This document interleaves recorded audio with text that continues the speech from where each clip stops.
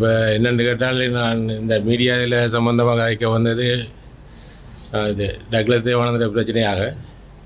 என் பேர் முழு பேர் சுப்பையா பொன்னையா சதானு தான் சொன்னதான் தெரியும், கட்சி பேர். இது சம்பந்தமாக நாங்கள் இவ்வளோ காலம் இதோட இருந்தபடியாக எங்களுக்கு அந்த சம்பள பிரச்சனைகள் ஒன்றும் செய்யலாம் போனது அரசாங்கம் வேல்ட பக்கம் இருந்தபடியாக. இப்போ திருப்பி நான் இந்த இடத்துக்கு இதை தெரியப்படுத்துன்னு கேட்டால், இப்போ அரசாங்கம் மாறின பிறகு இந்த எலெக்ஷனெல்லாம் தோற்ற பிறகு இப்போ இவளால் ஒன்றும் செய்யலான்ட்டு தெரியும். இப்போ கணக்கான இடங்களில் போனபடியாக இந்த மாதிரி இதில் எங்களை தெரிவித்தா நல்லமுன்னு சொன்னபடியாக தான் இந்த இடத்துக்கு வந்தேன் நான். அப்போ இவையில் எங்களுக்கு ஒரு அரசாங்கத்தை எடுத்த சம்பளம் 1 கோடி ரூபாய்க்கு மேலே, முழு பேருக்கும் எடுத்த சம்பளம் 1 கோடி ரூபாய்க்கு மேலே மஹிந்திர காலத்தில். இப்போ வேலைங்களை கொடுத்து 10,000 15,000 8,000 9,000 இப்படி ஆகல் பார்த்து தான் கொடுத்தவ. அதே நேரத்தில் எங்களுக்கு ஆரம்பத்தில் வேல் சொன்னது கட்சியில் இருந்து விளத்துற வரைக்கும் மாதாந்தம் 3,000 ரூபா சேமிப்புன்னு சொல்லி சொன்னால் அந்த இபிஎஃப் பிடிஎஃப் மாதிரி ஒரு சம்மந்தம் தான் இவையில் அதை எங்களுக்கு எடுத்து திருப்பி போகிற நேரத்தில் கேட்டால் அவர் சொன்னாலும் அது உங்களுக்கு அந்த காசு போய் கிடைக்காதுன்ட்டு. இப்போ நான் அதுக்குரிய இடத்துல எல்லாம் போய் சம்மந்தப்பட்ட இடங்களுக்கெல்லாம் போய் பார்த்தேன். நான் இவையில் எந்த இதுக்குமே அந்த இதுகளுக்கு காசுகள் ஒன்றும் போட்டபடி இல்லை.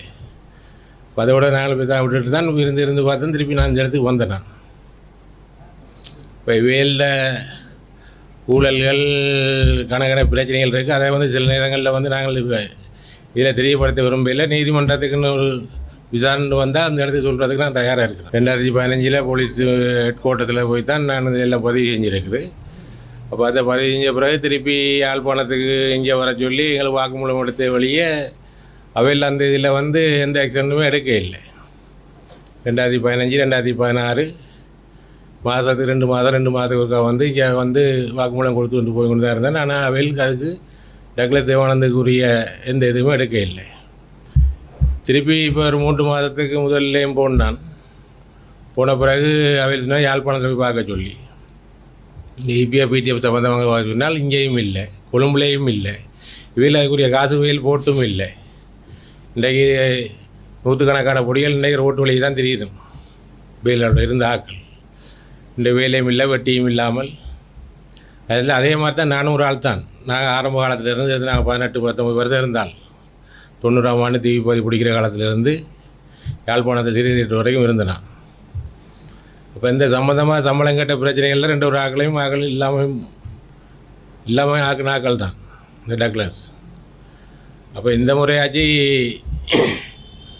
இந்த இதுகள் வழியில் தெரியப்படுத்துகிறபடியால் ஏதாச்சும் ஒரு நல்ல ஒன்று கிடைக்கும்னு நான் நினைக்கிறேன். எல்லாம் போய் நான் அறிஞ்சு பார்த்தேன்னா வேலை அந்த இதுமாக போட்டதாக இல்லை.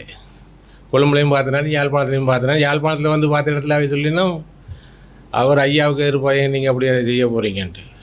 அப்போ இதுவும் அவையில் ஆக்கள் தான். மனித உரிமையான குழுக்கு போனால் போய் அறிக்கையும் கொடுத்து இந்த மாதிரிக்குள்ளே எல்லாம் சரின்னு சொல்லி லெட்டரையும் கொடுத்தேன் நான். அப்போ அங்கே சைன் பண்ணி இருக்குது கொப்பியில். அவையிலும் இதை அந்த கடையை கொண்டு இவர்கிட்டே கொடுத்து போட்டாங்க டக்ளஸ்ட்டு. அங்கே கொழும்பு ஹெட் ஆஃபீஸ்லேருந்து கேட்டவொன்னே வச்சுனாலும் அப்படி ஆளை எங்களுக்கு தெரியாதுன்ட்டு. ஏன்னா அவருக்கும் வேல் தானே வீடு எடுத்து கொடுத்து சாப்பாடு கொடுத்து வச்சுருந்தது. இதில் அவரோட பக்கம் தான் அவரும் வேலை செஞ்சது. சரியான இதுக்கு அவர் வேலை செய்யலை. டக்ளஸோட காய்க்கிற அளவுக்கு அவருக்கு எங்களுக்கு ஒரு இதுவும் இல்லை தானே. கதைச்சாலும் வர ஒன்றும் இது பண்ண போடவும் இல்லை. 4 நிமிஷம் கால் பண்ணால் போன ஆன்சரும் இல்லை. நானும் போகவில்லை. அவையிலும் யாரும் அந்த கட்சியிலேருந்து யாரும் எங்களுக்கு ஒரு இதுவும் கால் பண்ணியோ எந்த ஒரு கதையுமே இல்லை. அதாவது தவராசாவுக்கும் தெரியும், முழு பிரச்சனையும் தவராசாவுக்கு தெரியும். தவராசாவும் இவையில் உண்டு, ராசமாணிக்கம்னு சொல்லி கொள்ளும் இருக்கிறார். இவையில் தான் இந்த பாதுகாப்பு மினிஸ்ட்ரி இதுக்குள்ளால் எங்களுக்கு இந்த சம்பளம் எடுக்க போகக்குள்ள இவையில் தான் அந்த காசை பிரித்து கொடுக்குறார்கள். ஒவ்வொரு மாவட்டத்துக்கு இவ்வளவு இன்னென்ன பேர் வழிக்கு இவ்வளவு காசுண்டு. இப்போ நான் கூடுதலாக வாங்கினது 17,000 ரூபாய்க்கு மேலே வேண்டியிருந்ததே இல்லை. மாதம் 17,000. ஆரம்பத்தில் நான் வாங்கினது 50 ரூபா. ரணசிங்க பிரமேச காலத்தில் கைட்ஸில் இருக்கக்குள்ளே கொடுத்த சம்பளம் 50 ரூபா. அது அந்த கல்யாணம் முடிச்ச ஆக்களுக்கு கொடுத்தது 1,500 ரூபா. அது ஒரு 200-300 ரூபாய் வழியில் இருந்தோம் கைட்ஸில் நாங்கள் இருக்கக்குள்ள. இன்றைக்கு 60 பேர் இல்லை, 60 பேர் வெளிநாட்டில் இல்லாமல் வேலை வெட்டி இல்லாமல் செத்தது கொஞ்சம் பேர் வெளிநாட்டுக்கு வசதி உள்ளவங்க வெளிநாட்டுக்கு போனவங்க உழைச்சி கொண்டு போனவங்க போனது தான். நாங்கள் இது உழைக்கிறோம்னு சொல்லி நாங்கள் வரையில தானே. இல்லை இல்லை, யாருக்குமே அந்த இதில் போட்டதும் இல்லை, எடுத்ததும் இல்லை. அது சம்மந்தமாக ஒன்றுமே போடவில்லை. மற்றது இவர்கள் இப்போ என்னென்று கேட்டால், ஒரு ஆளுக்கு ஆக நாங்கள் சம்பளம் கொடுக்கப்பட்டது இராணுவ சம்பளம் வாய்ந்த காலத்துலலாம் 65,000 70,000 அந்த ஒவ்வொரு பதவிகளை பொறுத்து, சோல்ஜருக்கு எவ்வளவு, அதிகாரிக்கு எவ்வளவு, அந்த இதுகள்லாம் அந்த இது பார்க்க போனால் எங்களுக்கெல்லாம் அந்த கேப்டனுடைய சம்பளம் தான் எங்களுக்கு வெயில் எடுபட்டுருக்கு. வெளிநாட்டில் இருக்கிறவங்களுக்கு கூட இங்கே சம்பளம் எடுபட்டுருக்கு. எல்லாம் வெயில் எடுத்தது தான். ஆனால் இன்றைக்கு வெயிலில் காசுகள் நான் அன்றைக்கே இங்கே இருக்கும்னு சொல்லி எல்லாம் வெளிநாடுகளிலே தான் இருக்கும், இந்தியாவில் வச்சுருக்க மாட்டேன். இப்போ முறைப்பாட்டில் சொல்லியிருக்கேன்னு கேட்டால் அவையில் பெருசாக இப்போ எந்த கவர்மெண்ட் வந்த பிறகு இன்னும் அது தொடங்க இல்லை. இனி இன்றைக்கு பிறகு ஏதாச்சும் ஒன்று தெரியும். போலீஸால் ஒன்று கூப்பிட்டு விசாரிப்பாங்க, இல்லாட்டி திருப்பி கேஸை போட சொல்லுவாங்க. கேஸை போட்டாலும் யாழ்ப்பாண போலீஸில் கொடுத்தால் எங்களுக்கு போகிற பாதுகாப்பு பிரச்சனை இருக்குது. ஒன்று கொழும்பு அப்படியே தான், இல்லைன்னு சொன்னால் வவுனியா தான். இங்கே யாழ்ப்பாணத்துக்கு போகிற பாதுகாப்பு பிரச்சனை. அது சம்மந்தமாக போலீஸில் எங்களை கூப்பிட்டு விசாரிக்கக்குள்ள நான் சொல்லுவேன் இதான் பிரச்சனைன்ட்டு. அவைகள்ட்ட ஆயுதம் இல்லைன்னு இல்லை, ஆயுதம் இருக்குது. அவையில் நினச்சா எதுவும் செய்யலாம். இருக்குது ஆயுதம் நாருக்குள்ளே இருந்தது தானே. இவையில் யார்ட்டும் போலீஸ்லையோ ஆமிலையோ இவையில் கொடுக்க இல்லை தானே. அவையில் இங்கே இல்லை, யாரும் காசை கொடுத்து எதையும் செய்கிறன்றது செஞ்சுட்டு போவாங்க தானே. 10 லட்ச ரூபா காசை கொடுத்து இவரை கொள்ளுங்கன்னு சொன்னால் கொண்டு போட்டு போவாங்களா. அது அப்படி ஒரு காலம் தான் இப்போ இருக்குது. ரெண்டாவது இப்போ அவர் யோசிப்பார், இதை பார்த்த உடனே அடைய இவ்வளோ பேரை கொண்டு போய் இவனை கொள்ளாமல் விட்டுட்டேன் வேண்டும், இவனால தான் பெரிய கரைச்சேன். காசை கொடுத்து யாரும் செய்வாங்க. இப்போ இருக்கிறதுக்கு என்னென்னலாம் நடக்குது. ஒரு 10 லட்ச ரூபா காசை கொடுத்து இவருக்கு ஏதாச்சும் ஒன்று செய்யுங்கன்னு சொன்னாலே ஒரு இப்போ இருக்கிற அதை மற்றாவே இந்த இது இருக்குது தானே, ரூல் ஐஸ் இதுன்னு சொல்லி அதுகளை கொடுத்தா கூட வச்சு போடுங்களை கொண்டு போடலாம் தானே. தினம் வருஷத்துக்கு இந்த அரசாங்கம் வந்த பிறகு நான் 2 தரம் போனாலும் அவையில் இந்த 96, 97, 95 அதுகளில் நான் கொடுத்த இதுகள் இருக்குது தானே. அப்போ 2007 கடைசியில் தான் நான் விளைத்துறேன். நான் அப்போ சம்மந்தமாக போலீஸுக்கு எல்லாம் தெரிஞ்சாலும் மெயின் கேட்டால் மேலிடத்தை ஓடுறது தானே அவையில் செய்யணும். அப்போ போலீஸால் ஒன்றும் செய்ய இயலாது. அப்போ பாதுகாப்பு அமைச்சரோ ஜனாதிபதியோ பிரதமரோ சொன்னால் தானே அந்த வேல் நடக்கும். அவையில் அப்போ இருந்தார் பூஜித்தன்னு சொல்லி அவர் தான் அந்த டைமில் இருந்தால்.